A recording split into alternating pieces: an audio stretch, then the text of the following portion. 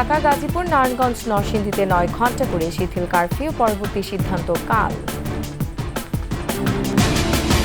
Target করে police সদস্য ও স্থাপনায় বিএনপি জামাতের হামলা, ছাড় না দেওয়ার হুঁশিয়ারি। এবং প্যারিস অলিম্পিক শুরু হচ্ছে আজ, বিশ্বকে চমকে দিতে সেইন নদীতে উদ্বোধনী আয়োজন।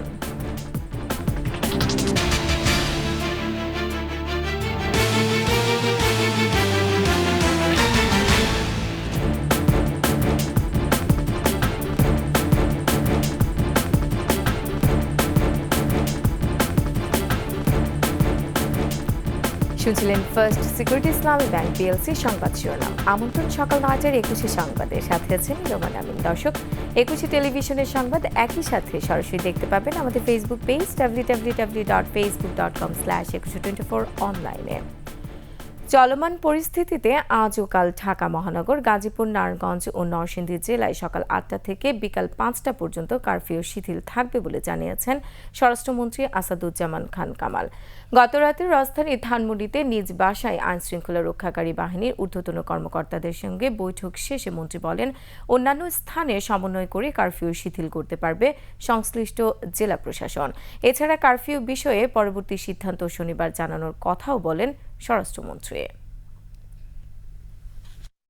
ঢাকা মহানগর, ঢাকা জেলা, গাজীপুর মহানগর, গাজীপুর জেলা, নারায়ণগঞ্জ, নরসিংদী জেলার কারফিউ যেভাবে চলছে সেটা অব্যাহত থাকবে।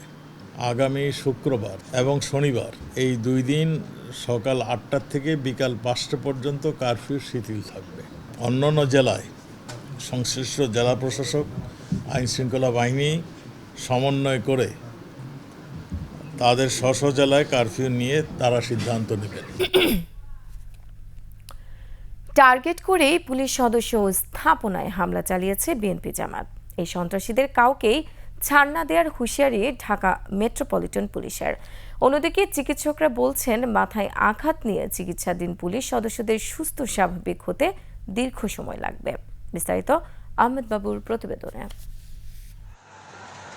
কোটা সংস্কার আন্দোলনে ভর করে বিএনপি জামাতের কয়েকদিনের হামলায় রাজধানীতে আহত হন 371 জন পুলিশ সদস্য। রাজারবাগ কেন্দ্রীয় পুলিশ হাসপাতালে চিকিৎসায় সুস্থ হয়ে ঘরে ফিরেছেন 282 জন। এখনও হাসপাতালে চিকিৎসাধীন 89 জন। সেদিনের সহিংসতা ও বর্বরচিত হামলার কথা মনে করে এখনও আঁতকে উঠছেন রামপুরা ও যাত্রাবাড়িতে আহত পুলিশ সদস্যরা। রামপুরা ফাঁড়ির পুলিশ 2 দিনে করে গেছি, পরে আইসা হেলমেট নিয়ে মাথার উপরে এইখানে একটা বাড়ি মারছে, তারপরে তো রড আর লাঠি মাটি দিয়ে বাড়ির উপরে বাড়ি, পরে আমার শটগান ছিল, গুলি ছিল, এগুলো সব নিয়ে গেছে। বেশ কয়েকজন পোলাপান আইসি আমার কাছে পুলিশ পাইছি। আমার হাতে আবার একটা শপিং ব্যাগ ছিল, ওইটার মধ্যে আমার শার্ট ছিল, ইউনিফর্মের শার্টটা ছিল ওইটা পায়ে দেখে, আর আমি বুঝে ওঠার আগেই মনে করেন যে আমাকে লাঠি সোটা দিয়ে মাথায় আঘাত করে ফার্স্টেই বেশ কয়েকটা আঘাত করার পরে আমি পড়ে যাই। আমি পড়ে গেলে তারা এলোপাতারিয়াভাবে আমাকে মারে। তবে সুস্থ হয়ে সন্ত্রাসীদের মোকাবেলায় দৃঢ় মনোবল অটুট আছে তাদের। পুলিশের মনোবল কেমন ভাঙবে, আসি আমরা থাকবো ইনশাল্লাহ। পুলিশরা আসলে তাদের একটা স্পেশাল ট্রেনিং তো তাদের থাকে, যে আসলে তারা কিন্তু একটু শক্তই হয়ে যায় মন থেকে। চিকিৎসকরা বলছেন, দীর্ঘ চিকিৎসা লাগলেও সুস্থ স্বাভাবিক জীবনে ফিরবেন সবাই। মাথায় আঘাতপ্রাপ্ত যে রোগীগুলো আছে তাদেরকে তো আমরা প্রাথমিকভাবে সেলাই করে দেওয়া হয়েছে, এবং যাদেরকে ছুরি আঘাত করা হয়েছে মাথার মধ্যে তাদের কন্ডিশনটা একটু ক্রিটিক্যাল, সেটাও আমরা আশা করতেছি সময় লাগবে, প্রায় মাসখানেক। দ্বিগুণ মনোবলে দেশ সেবায় যুক্ত এখনকার প্রত্যেক পুলিশ সদস্য, বলছে ডিএমপি। জামাত এবং বিএনপি যাদেরকে আক্রমণ করার চেষ্টা করেছে তাদের প্রথম এবং প্রধান টার্গেট ছিল পুলিশ এবং পুলিশ স্থাপনা। আমার যে পুলিশ সদস্যরা মৃত্যুর সঙ্গে পাঞ্জা লড়ছে এখনও রাজারবাগ পুলিশ হসপিটালে, যাদের হাত ভেঙে গিয়েছে, পা ভেঙে গিয়েছে, তারা এখন বাসায় ট্রিটমেন্ট নিচ্ছে, তাদের যেই স্যাক্রিফাইস, এই স্যাক্রিফাইসটা আমরা বুকে ধারণ করে আমাদের প্রত্যেকটি সদস্য দ্বিগুণ অনুপ্রেরণে কাজ করে যাচ্ছে। স্বাধীনতা বিরোধী চক্রকে অবশ্যই আইনগতভাবে আমরা মোকাবেলা করব। নাশকতাকারীদের ঢাকায় থাকতে না দেওয়ারও হুঁশিয়ারি পুলিশ কর্মকর্তাদের। জামাত এবং বিএনপির যে পর্যায়ে নেতাই হোক না কেন অথবা কর্মী হোক না কেন, একজনকেও ঢাকা মেট্রোপলিটন পুলিশ স্পেয়ার করবে না। আহমদ বাবু, 21 টেলিভিশন, ঢাকা। এবার প্যারিস অলিম্পিক প্রসঙ্গ।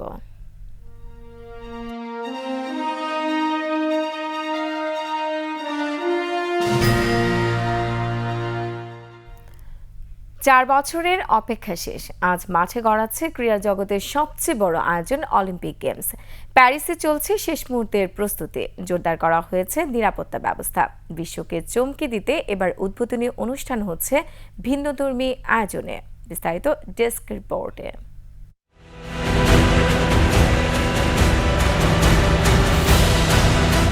অলিম্পিকের উদ্বোধনী অনুষ্ঠান হয় সাধারণত আয়োজক শহরের অলিম্পিক স্টেডিয়ামে, তবে এবার চমক এনেছে আয়োজকরা। ভিন্ন ধাঁচে উদ্বোধন সাজাতে বেছে নেওয়া হয়েছে ঐতিহাসিক সেইন নদীকে।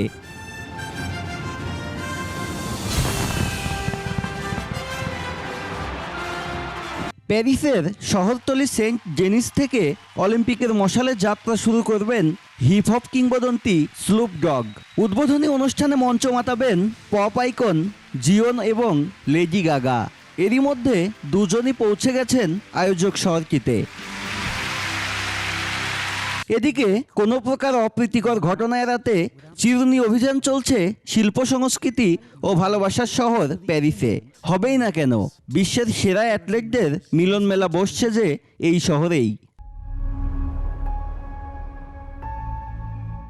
এবার অংশ নিচ্ছে 206টি দেশের 10,000-এর বেশি অ্যাথলেট।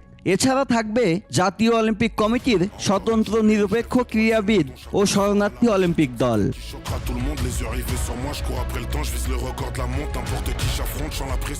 এবার বাংলাদেশ থেকে সুযোগ পেয়েছেন 5 অ্যাথলেট, যাদের মধ্যে সরাসরি সুযোগ পেয়েছেন আর্চার সাগর ইসলাম। উদ্বোধনী অনুষ্ঠানে লাল সবুজের পতাকার দায়িত্বে থাকবেন তিনিই। 5 লাখের বেশি দর্শক বিশেষভাবে তৈরি স্ট্যান্ড থেকে এই অনুষ্ঠান উপভোগ করবেন। এরই মধ্যে 2700 ইউরোর বেশি দামে বিক্রি হয়েছে অলিম্পিকের উদ্বোধনী অনুষ্ঠানের টিকিট। তবে নদীর তীর ও আশেপাশের ভবনের বারান্দা থেকেও বিনামূল্যে উপভোগ করা যাবে বর্ণাঢ্য এই আয়োজন। ফুটবল সহ বেশ কিছু খেলা আগে শুরু হলেও আনুষ্ঠানিকভাবে উদ্বোধন হবে 26 জুলাই বাংলাদেশ সময় রাত 11টায়। নিরাপত্তার জন্য 45,000 পুলিশ প্রস্তুত রেখেছেন অলিম্পিক আয়োজক কমিটি। Akashuzzaman, sports desk, 21 television. সংবাদ এই পর্যায়ে একটা বিরতি নিচ্ছি, যখন ফিরছি তখন অন্যান্য খবরের সঙ্গে আরো থাকবে। কুমিল্লা শহরে ভোগান্তির নাম ইজি বাইক, নিয়ন্ত্রণের পদক্ষেপ না নেয়ায় ক্ষোভ। আবার আমন্ত্রণ সকাল 9টার 21 সংবাদে। বিশ্বব্যাপী ডিজিটাল প্ল্যাটফর্ম বাড়ছে মৃত মানুষের সংখ্যা। ফেসবুক, এক্স সহ বিভিন্ন সামাজিক যোগাযোগ মাধ্যমে বর্তমানে 500 কোটি ব্যবহারকারীর মধ্যে 10 কোটি 70 লাখের বেশি মানুষ মৃত। মৃত্যুর পর কি হবে ভার্চুয়াল অ্যাকাউন্ট বা ডিজিটাল অ্যাসেটের? কে হবে তার উত্তরাধিকার কিংবা তথ্য হ্যাকের ঝুঁকি কতটা? গবেষণা বলছে বিশ্বের 90% ব্যবহারকারী মৃত্যু পরবর্তী ডিজিটাল জীবন ও তার নিরাপত্তা সম্পর্ক অবগত নন। দর্শক, 21 বিশেষ রিপোর্টের প্রথম পর্বে আরো জানাচ্ছেন দুলি মল্লিক। মানুষ এখন দ্বৈত জীবনযাপন করছে। দুই জগতে তার বসবাস, একটি বাস্তব পৃথিবী, অন্যটি ভার্চুয়াল জগৎ। গবেষণা বলছে প্রতি মিনিটে 38 লাখ বার গুগলে প্রবেশ করছে মানুষ। ইমেল পাঠাচ্ছে 19 কোটিরও বেশি। যে কোনো ঘটনায় বাস্তব জীবনের চেয়ে সামাজিক যোগাযোগ মাধ্যমে প্রতিক্রিয়া নিয়ে বেশি চিন্তিত মানুষ। সেই মানুষটা যদি হঠাৎ মারা যায় তবে কি হবে তার এই ডিজিটাল জগতের? এমন প্রশ্ন এখন আলোচনার কেন্দ্রে। বিভিন্ন গবেষণা বলছে বিশ্বে এখন সামাজিক যোগাযোগ মাধ্যম ব্যবহারকারীর সংখ্যা 500 কোটির বেশি। এর মধ্যে ফেসবুক ব্যবহারকারী 300 কোটি, যার মধ্যে 3 কোটি মানুষই এখন মৃত। সুইডিশ লেখক কার্ল ওম্যান তার আফটার লাইফ অফ ডাটা বইতে জানান, প্রতিদিন ভার্চুয়াল জগতে গড়ে 1,66,000 মানুষ মারা যাচ্ছে। 2025 সাল নাগাদ ফেসবুক, ইনস্টাগ্রাম, এক্স ও টিকটকে মৃত মানুষের সংখ্যা দাঁড়াবে 12 কোটির বেশি। তবে 90% মানুষের মৃত্যু পরবর্তী ডিজিটাল জীবন সম্পর্কে স্পষ্ট ধারণা নেই। মার্কিন সংস্থা আইডি অ্যানালাইটিক্সের গবেষণা বলছে প্রতি বছর কেবলমাত্র যুক্তরাষ্ট্রেই 24 লাখ মৃত মানুষের পরিচয় চুরি হয়। প্রতিদিন 2000-এর বেশি ঘটছে এ ধরনের চুরি। বছরে 35% হারে বাড়ছে মৃতদের পরিচয় চুরির ঘটনা। পরিচয় চুরি ছাড়া ভার্চুয়াল মাধ্যম থেকে ছবি, ভিডিও সহ বিভিন্ন ধরনের তথ্য চুরি করে তা বিক্রি, বিজ্ঞাপন তৈরি, এমনকি ব্ল্যাকমেইলও করে সাইবার অপরাধীরা। মৃত্যুর আগে ডিজিটাল অ্যাসেট ও প্রোফাইলের পাসওয়ার্ড সহ প্রয়োজনীয় তথ্য স্বজনকে না দিয়ে গেলে এসব উদ্ধারে আদালত পর্যন্ত যেতে হতে পারে।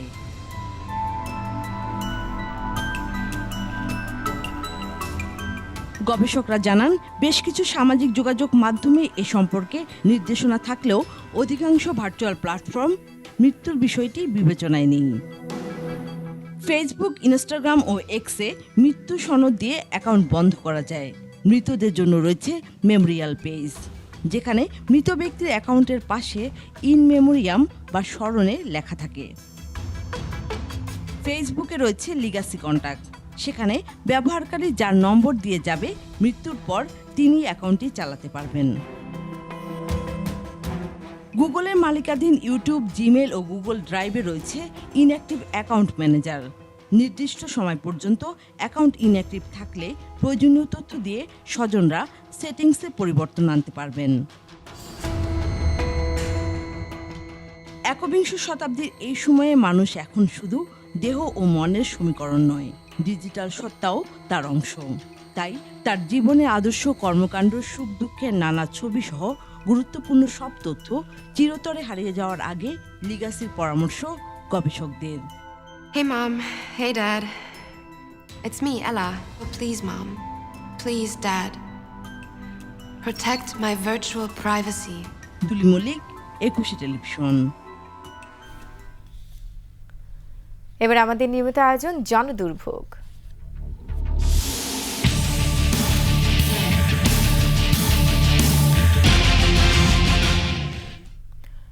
কুমিল্লা শহর জুড়ে বেড়েছে ইজি বাইকের সংখ্যা। যখন তখন সৃষ্টি হয় যানজটের, ভোগান্তিতে পড়েন শহরবাসী। মাঝে মাঝে ঘটে দুর্ঘটনাও। নিয়ন্ত্রণের পদক্ষেপ না নেয় ক্ষোভ বেড়েছে ভুক্তভোগীদের। সব মিলিয়ে চরম দুর্ভোগে নগরবাসী। কুমিল্লা প্রতিনিধি হুমায়ুন কবির রনির তথ্য চিত্রে ডেস্ক রিপোর্ট। বেশি দিন আগের কথা নয়, কুমিল্লা পরিচিত ছিল রিকশার নগরী হিসেবে। তবে দিন দিন পাল্লা দিয়ে বাড়ছে ইজি বাইক, মিশুক, ব্যাটারি চালিত অটোরিকশা। দাপিয়ে বেড়াচ্ছে প্রধান সড়ক থেকে শুরু করে অলিগলি। যত্রতত্র গড়ে তোলা হয়েছে স্ট্যান্ড। হরহামেশাই সৃষ্টি হচ্ছে যানজটের। এদের জন্য যে পরিমাণ প্রয়োজন এবং স্থান সংকুলান মানুষ মিলে একটা অনেক বেশি হচ্ছে ইজি বাইক এবং অটোরিকশা। দেবিদ্দার চান্দিনা থেকে রুগী নিয়ে আসার সময় তারা এগুলোতে উঠে ওঠার পর দেখা গেছে এগুলো নিয়ে হাসপাতাল যেতে অনেক টাইম লাগে। অনেক সময় রাস্তায় অ্যাক্সিডেন্ট করে। যানজট তো এরকম অবস্থা, যেখানে সেখানে দাঁড়ো করাই না, যেখানে মাত্র রাস্তার মধ্যে দাঁড়ো করাই না, তারা একটা প্যাসেঞ্জার নেওয়ার জন্য মাত্র দাঁড়াই না। নগরবাসীর অভিযোগ, অনিয়ন্ত্রিতভাবে ইজি বাইকের সংখ্যা বেড়ে চললেও নেই পদক্ষেপ। সড়কে এলোপাতারি করে রাখা হচ্ছে অটোরিকশা। প্রশিক্ষণ ছাড়াই ইজি বাইক নিয়ে রাস্তা নামায় ঘটছে অনাকাঙ্ক্ষিত দুর্ঘটনাও। যারা চালকরা আছে তাদের কোনো সচেতনতা নাই, তারা কোনো প্রশিক্ষণ নাই, তারা যাচ্ছে তাই, মানে যার যা মতো ইচ্ছে মতো তারা এই গাড়িগুলো চালায়, যার কারণে প্রায় দুর্ঘটনা ঘটে। এবং আমি নিজেও অনেকটা পঙ্গুই, আমি এখনো হাঁটতে পারি না। বিভিন্নভাবে অ্যাক্সিডেন্ট করে মানুষের গাড়ি ঘোড়া ভেঙে ফেলছে। ওদেরকে কিছু বলাও যাচ্ছে না, ওদের কোনো বৈধ চালানোর কোনো পারমিট নাই। তবে ট্রাফিক পুলিশ বলছে অবৈধ ইজি বাইক নিয়ন্ত্রণে ব্যবস্থা নেওয়া হচ্ছে। কার্যক্রম চলমান রয়েছে এবং ভবিষ্যতে আমরা যে পদক্ষেপ গ্রহণ করতে যাচ্ছি বা করব, সেগুলো যদি আমরা সকলে মিলে সুন্দরভাবে সমন্বয় সাধন করে করতে পারি, আমি বিশ্বাস করি কুমিল্লা শহরের যে ট্রাফিক জ্যামের যে অবস্থা আছে সেটি অনেক বেশি লাঘব হবে এবং জনদুর্ভোগ অনেকটাই কমে আসবে। ইজি বাইকের সংখ্যা নিয়ন্ত্রণে বেশ কয়েকবার কর্মসূচি নিয়েছিল সিটি কর্পোরেশন, তবে সেগুলো অজ্ঞাত কারণে আলোর মুখ দেখেনি। খুরশিদ আলম মুকুল, ডেস্ক রিপোর্ট, 21 টেলিভিশন। আর এরই সাথে শেষ করছি সকাল 9টার 21 সংবাদ। যাবার আগে ফার্স্ট সিকিউরিটি ইসলামী ব্যাংক পিএলসি সংবাদ শিরোনামগুলো আরও একবার। ঢাকা, গাজীপুর, নারায়ণগঞ্জ, নরসিংদীতে 9 ঘণ্টা করে শিথিল কারফিউ, পরবর্তী সিদ্ধান্ত কাল।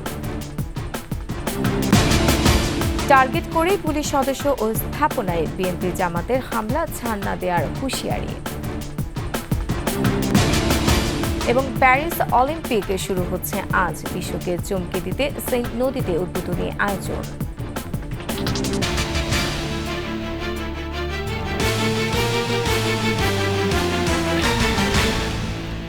দর্শক, সর্বশেষ সংবাদ জানতে ডায়াল করুন 2021 নম্বরে আর ভিজিট করুন 21-tv.com এই ওয়েবসাইট। এছাড়া ফেসবুকে ভিজিট করতে পারেন facebook.com/2124 অনলাইনে।